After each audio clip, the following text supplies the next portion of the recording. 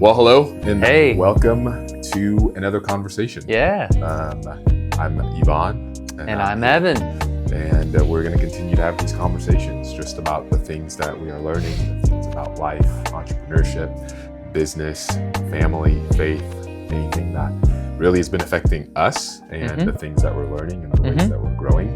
And, you know, as I start this episode, I even want to share this, that we haven't figured it all out, that we are still learning, that we are still growing. The point of these conversations is really just to reflect on the experience that we've had, but also share something that may add value to you in whatever season that you may find yourself in. So with that, we'll begin today's conversation. Yeah, let's do it. The first thing that we wanted to talk about was just early entrepreneurial mistakes. So what we might do differently if we were starting over today, and just sort of things of that nature. So you want to go first on that one? Yeah. Okay. Yeah. The first thing that comes to mind when I think about entrepreneurial mistakes is this thought that it doesn't have to be perfect when you start. You will probably hear me say this a lot because it has changed the way I think about things. You know, before, when I first started this journey, I wanted to do a lot of research and I wanted to find out, you know, what are other companies in the same field doing? What are other entrepreneurs doing? Yeah. What's working, what's not? And I wanted to be so sure that I was going to succeed that I delayed starting. So when I think about entrepreneurial mistakes, I would say number one, you just got to be like Nike and just do it. Just do it.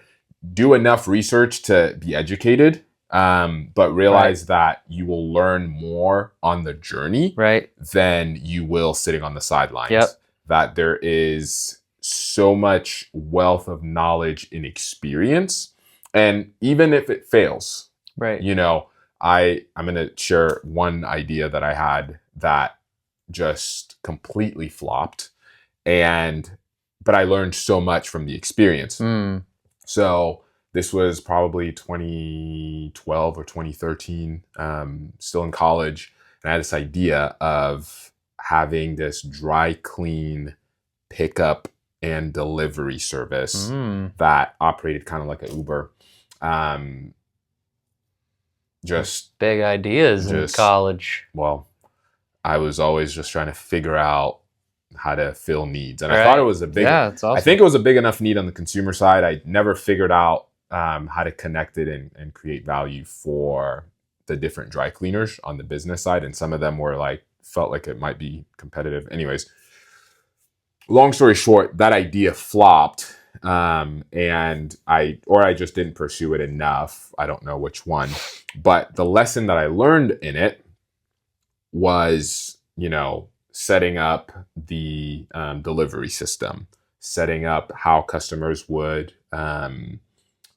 send in their order, setting up how the deliveries would happen, which, you know, you would think all of that would be wasted time. But I ended up using a lot of the same systems, a lot of the same processes on my next idea, which was WedBid, which was the platform that connected engaged couples to wedding vendors. Wow. And I was able to take that from 0 to 50 so much faster because I had that other idea that flopped. So the experience stays with you, whether or not the outcome is exactly what you want.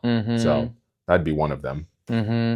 Yeah, I think that's good. So you're saying you didn't make money, you didn't become a college superstar entrepreneur. None of those things happened probably the way you want. It didn't even work. No. But you're still glad you did it. Right. Okay. I love that. Yeah. I love that. And my advice on this also would be very similar for me. Starting faster, which I started very young, and I still think I could have started faster. And even to get more specific, to be willing to take risks faster.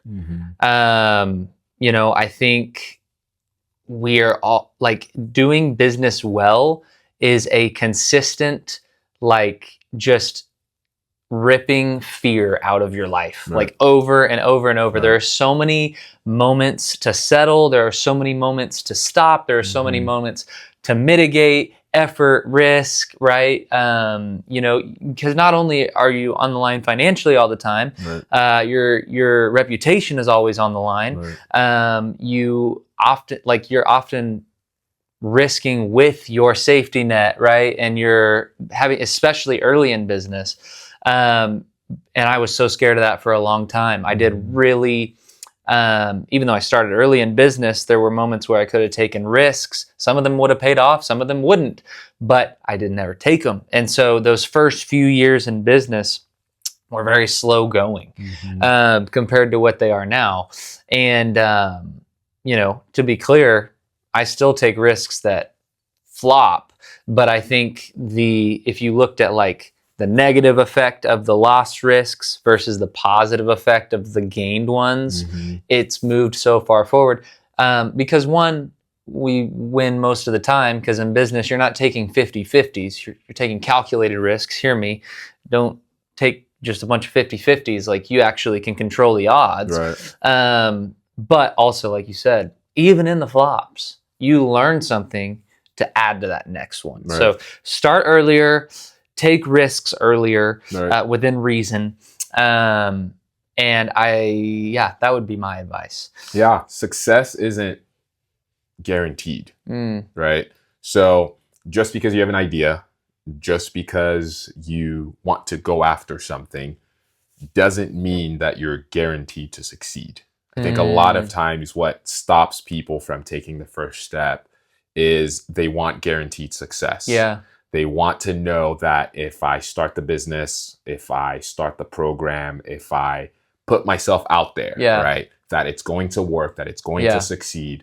And none of us get that. None of us get that. I think it's an entrepreneur principle, but I also think it's a part of life that anything that, lights you up, that you can't stop thinking about, that you're passionate about, that you're gifted in, there are other people that are passionate about it, gifted in, and that are going to be running after the same thing.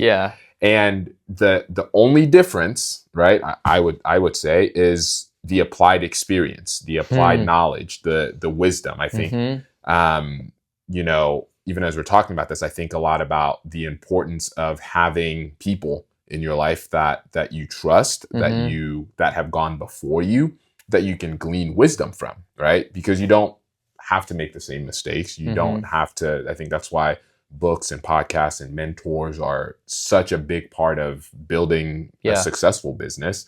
But you're not going to be guaranteed success. None of us are guaranteed success. And I think that's what stops so many people, that they want to know that it's going to work, that it's going to succeed.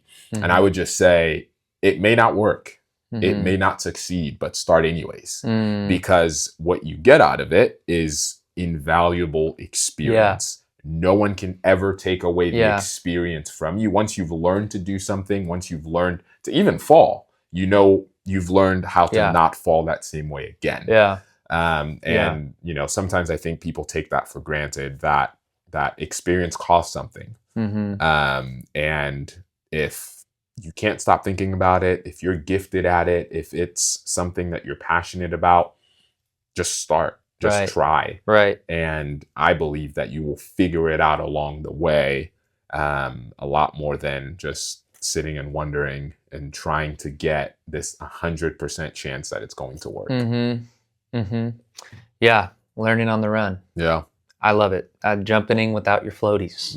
That's what my family always says. Jump in without your floaties. The other thing is, we're talking about this, I want to say something about side hustles. The term side hustle, I think it's overrated.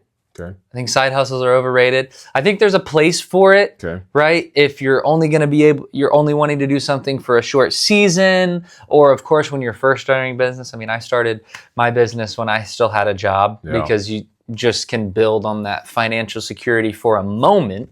And you can test the idea. test the idea. Again, just trying rather than speculating. Right.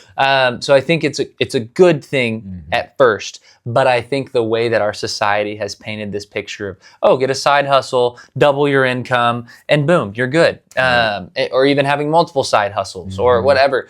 I think side hustle is code word for a business or an idea that I have not committed to yet. Right. And I will tell you from experience, commitment is a superpower. And that's not just a business concept. Commitment is a superpower in business, absolutely.